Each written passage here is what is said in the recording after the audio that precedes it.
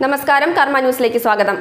പുൽവാമ ഭീകരാക്രമണത്തിന് മറുപടിയായി ഇന്ത്യയോടൊപ്പം ലോകരാജ്യങ്ങളും പാകിസ്ഥാനെതിരെ സമ്മർദ്ദം ശക്തമാക്കിക്കൊണ്ടിരിക്കുന്നു. സമ്മർദ്ദഫലമായി ജെയ്ഷെ മുഹമ്മദ് ഭീകര സംഘടനയുടെ ഭവൽപൂരിലുള്ള ആസ്ഥാനത്തിന്റെ നിയന്ത്രണം പാകിസ്ഥാനിലെ പഞ്ചാബ് പ്രവിശ്യ ഭരണകൂടം ഏറ്റെടുത്തു എന്ന വിവരമാണ് പുറത്തുവരുന്നത്. പാക് ആഭ്യന്തര മന്ത്രാലയം പ്രസ്താവനയിലൂടെ അറിയിക്കുകയായിരുന്നു ഇക്കാര്യം. തങ്ങളുടെ ദുഷ്ചെയ്തികൾ കാരണം തികച്ചും ഒറ്റപ്പെട്ടു നിൽക്കുന്ന പാകിസ്ഥാൻ ഭരണകൂട നടപടികൾ സ്വീകരിക്കുകയല്ലാതെ വേറെ മാർഗമില്ലാത്ത അവസ്ഥയിലാണ്. ഭീകരാക്രമണം നടന്നയുടൻ തന്നെ ആക്രമണത്തിന്റെ ഉത്തരവാദിത്വം ജെയ്ഷെ മുഹമ്മദ് ഭീകര സംഘടന ഏറ്റെടുത്തിരുന്നു. 70 അധ്യാപകരും 600ഓളം വിദ്യാർത്ഥികളും ഉൾപ്പെട്ട ക്യാമ്പസാണ് ഭീകര സംഘടനയുടെ ആസ്ഥാനമായി പ്രവർത്തിച്ചു വന്നിരുന്നത്. നിയന്ത്രണം ഏറ്റെടുത്തതോടെ ക്യാമ്പസ് ഇപ്പോൾ പഞ്ചാബ് പോലീസിന്റെ സംരക്ഷണയിലാണ്. പുൽവാമ ഭീകരാക്രമണത്തെ UN രക്ഷാസമിതി അപലപിച്ചിരുന്നു.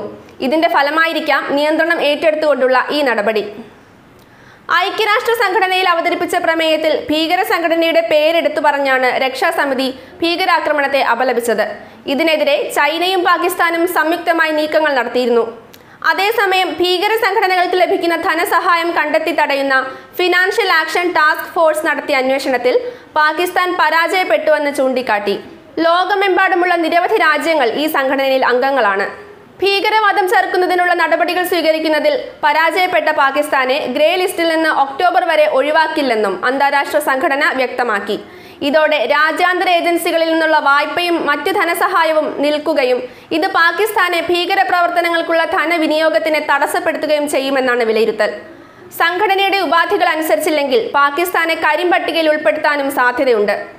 ഏതായാലും ആശങ്കകളുടെയും ചോദ്യങ്ങളുടെയും മുൾമുനയിൽ നിൽക്കുന്ന പാകിസ്ഥാന് ഇനി ലോകരാജ്യങ്ങൾക്ക് മുമ്പിൽ തല ഉയർത്താൻ സമയം കുറച്ചൊന്നും പോരാ എന്നുറപ്പ്. ന്യൂസ് ഡെസ്ക്, കർമ്മ ന്യൂസ്.